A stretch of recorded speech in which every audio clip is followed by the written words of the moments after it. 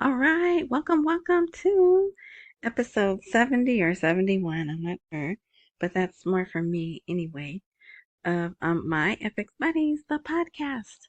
And I say podcast because there's video content, there's a transcript at rss.com, and that everything is under My FX Buddies. If you're looking at this on YouTube, you're not seeing the video, the true video. And if you'd like to, look below the box that appears to be a video. Look for the word more. Click on the word more. Then another box expands. And the link to the blog with the video is there. But this is going to be short. And there's really not anything important. But it's just because it's the weekend. And then who knows, tomorrow may get really busy. They might have a lot of news tomorrow. So this is just to catch you up over this weekend, the Father's Day weekend for 2024. All right. I see a lot of talk about the ATMs, and oh boy, people are just reading into them. I mean, it is encouraging, but just don't get all hyped up like they're trying to hype it up, in my opinion, right? I'm the anti-roller coaster, okay? I'll take you on a ride, but it'll just be a little scenic ride, Maybe it'll slow down and speed up, but you're not going to go down these hills and up these highs. Nope, nope, nope. Not with me. Anyway, okay, this got loud. So even their news, I watched, here, let me do this. I watched their TV. Even the TV's different. Because, it's the holiday. It's, Eid al-Adha, Eid Mubarak. I don't know. There seems to be a couple of things they say. So it was totally quiet on Saturday. I think I only posted one or two articles. It was equally quiet today. There was just something that came out that I wanted to post, and that's the title. Oh wait, there was one more thing. The blog. And I said I was going to try to look at that thing, and I didn't even look at it. Anyway, so for now, the blog is myfxbuddies.blogspot.com, but wherever you're enjoying this content, if you look in the more or description or intro box, there should be a link to the blog. All right, now, so the title of this, Iraq is preparing to establish a project that will change the oil map. Will it affect energy producers? So at first I wasn't even going to look at this because I thought it was a little hinty way of them to say this is an article about the project development path road or whatever, right? That thing that's going to take years. But anyway, and then I said, it says oil map. Oh, doggone it. Okay. I totally messed up there. Okay, but it looks like it's okay. All right, there's an article that I wanted to have on here that I forgot, and then I remembered. You know how I am. All right, so when I saw these words oil map, then I thought about all the stuff going on with Saudi Arabia and the petrodollar, right? So I said, let me read this. So it is it's pretty boring. It is about oil. And now think back a couple of days ago when there was an oil article. It had the UAE. It said a rare purchase of oil for, I think it was Jordan and the UAE. Or UAE and Saudi Arabia, I believe. And you could go back. I think that was in Friday's blog post. But even then, after I read that, I said, I wonder if Iraq is expanding, right? If they're expanding who they sell to. And lo and behold, this article comes out, and it talks about just that. they want to expand into Europe. If you can hear the neighborhood I live in, any excuse, they will do some fireworks. So if you can hear those booms, those are fireworks. All right. Let's see. So here's a strategic project. By approving the amount allocated to start the project according to the age, the government will begin work on the implementation phase, stressing that Iraqi companies will undertake work on it and the pipeline will be implemented through the Iraqi Ministry of Industry as well. So this is going to be a big deal. I mean, I still don't trust oil. I know it's manipulated, but for this to come out, and they even talk about, yes, there's geopolitical challenges in the region, and oil has taken upon itself to diversify export outlets, right? Because they had to go around the Red Sea or whatever that little shortcut is that the Houthis are like, come on up here if you want. Right?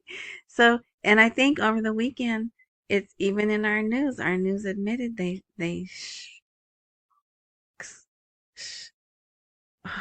I can't get the word out, but it sank. They sank a ship, a cargo ship that I think had American cargo on it. I don't know, but we did admit that they did that. So yeah, Iraq oil is transported to European and North American countries, but I bet you they want to expand here, Iraq, towards new markets. So I don't think this has anything to do with the RV, but just things are changing. It's just a confirmation of things changing. Okay, now I don't often talk about the Saudi Arabia, not renewing the petrodollar deal. I don't talk about that. I follow that and I read it, but it doesn't have to do with the RV. But guess what was in Iraq's news this weekend? Yep, an article. Where is Iraq from BRICS Finds? So if you want to read this, I put it at the bottom. It's the last article because I know not everyone cares to read that.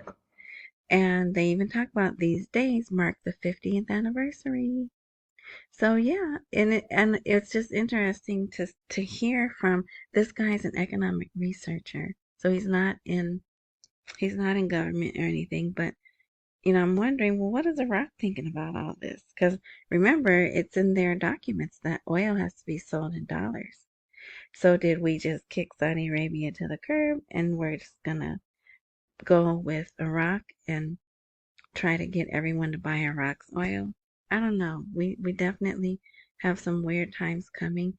So also in this article, so back to the oil article, they talk about several pipelines that are closed down. So, but this one, Basra to Aqaba, Aqaba, that's been in the news. And then there's two others. So yeah, if you want to read that, because oil really is, I know the West is like, oil is dirty and we need to get on green energy. But the rest of the world is like, yeah, okay, you go on and do that. We sticking with oil. So it's going forward and building wealth and, long lasting wealth.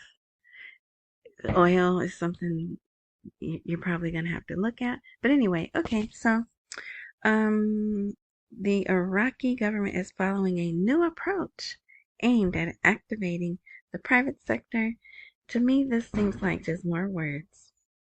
And really, until they change the rate and pass those laws and get their new money, it's all just talk anyway, right? They can't really do anything until all of that happens. But in order to keep the peace, he has to talk, right? So there was an Iraq and Ukraine summit, and they spoke. Here's Fuad Hussein. Look at this view. Let me see if I can make this. people who are watching on cell phones. Look at that. Imagine doing your work, sitting at that table and looking. I don't even know what that's overlooking, but it looks like mountains and a river and some plants and the sky. I wouldn't get any work done. I'd just be looking out the window. But anyway, so they were there at this. This seems to be one meeting where a couple of people were, but then there's another one. The Ukraine conference, I don't know. It may be the same. I really don't like to look that hard at these articles because, again, I think they're manipulated. But notice this. Iraq withdraws its signature from the final statement of the Ukraine conference. So, somewhere there was agreement, and then all of a sudden there was not. So if you want to read that, you could those articles are there to read. This is interesting. This was part of why I wanted to post. This is Maliki, but not our favorite Nouri al-Maliki. This is the parliament member, Raed Maliki. So this was on Saturday, reminding us there's laws that are waiting to be passed. And she or he reveals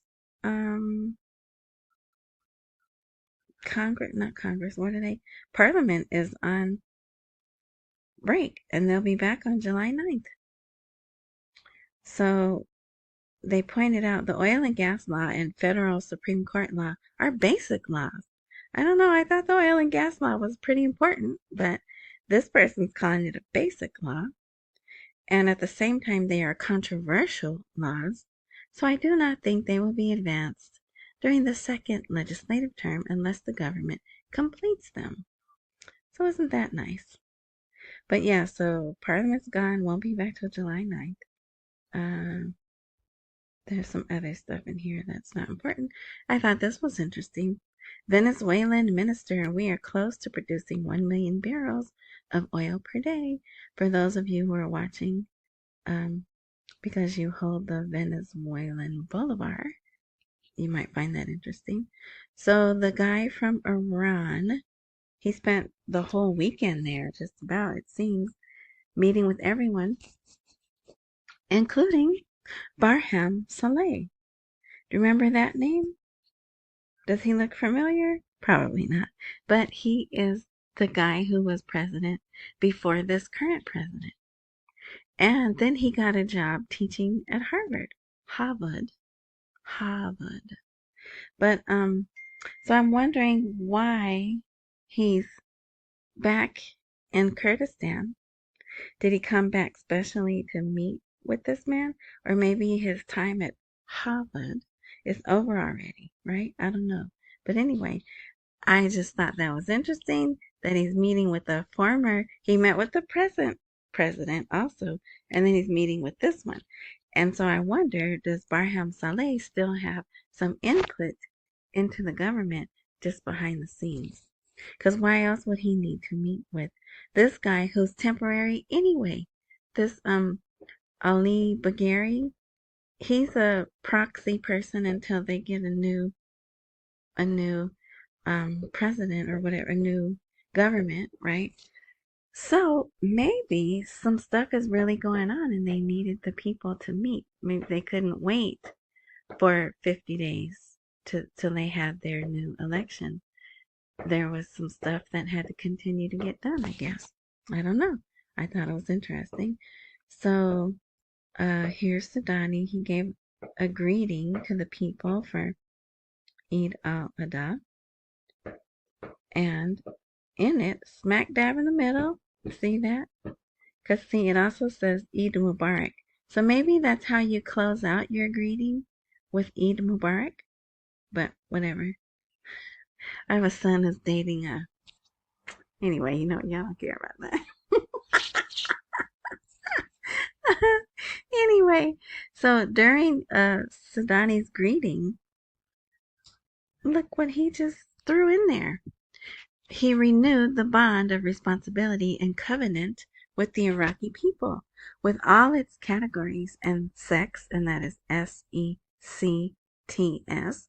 to continue working and diligently and to exert efforts and energies to achieve all the components of his government program, which is a realistic extrapolation of the people's demands and aspirations, and an actual and field response to confront all the challenges and difficulties that stand in its way, while affirming the continuation of responsibility towards the sovereignty of Iraq and extending the hand of the law. Okay? That phrase right there, the hand of the law, they really wanted that out. Some of the time, so this article, this statement was all over the news and all the websites because this is his greeting to the people. But some of them even had the hand of the law in the title. So not sure what that is, but so then he goes on, liberating and developing the economy. Yay, that's what we want. Liberating and developing the economy, bringing about progress and development, creating creative opportunities, and combating all social ills and corruption in every corner it hides. So yeah, he put that in there. So I thought that was neat. All right, let's see. Araji. So we're having an issue here with the replacement for Alina Romanowski. Remember they had one and I guess she didn't pass. Now they have another and she's already ticked off at least 4 people that I see complaining. She's made some disparaging comments about Iran. So you know Iran is not happy with that. And then there was something else. But so we'll see if she gets in or if they have to start all over again with another one. But for now, there's Araji, who's the National Security Advisor. He's talking to Alina Romanowski. And they talked about the paths of the government of Sudani enjoy support from various political forces. So they also wanted an update on where they stand with implementing all those promised things from when Sudani visited Washington back in April. Here's a nice little article, reducing inflation in Iraq's economic budget. And it's like here's what you need to do. This is another researcher and economist. And it's really easy to read. And it's 6 points. 6 points broken out. Very simple and succinct. Yeah, so if you want to read that, there's some good ideas there, but it's not that they don't have good ideas ready to go, right? They need to be given the approval to go. So here are more than 100 suspended laws in the Iraqi parliament. Just again, they're saying, hey, we got all these laws sitting here waiting. And then here, where is Iraq from BRICS fines? So that's it. We're done. A short one. I just wanted to reach out, tell you what was over the holiday weekend for us and for them. And let's see what the week brings, if anything. Because remember, they're on this holiday goes all week. They don't have to go back to work until the 23rd. But I do think with the week, the regular week coming, some people will actually go to work and stuff. All right. So thank you for listening. I hope you had a wonderful weekend. I did.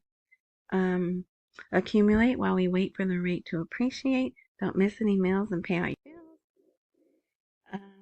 Yeah. Hold on. Okay.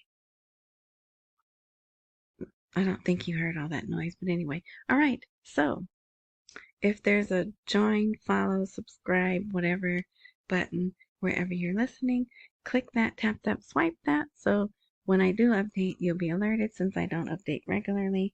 And if all things work as planned, you'll be updated. All right. So thanks again for listening. And until next time.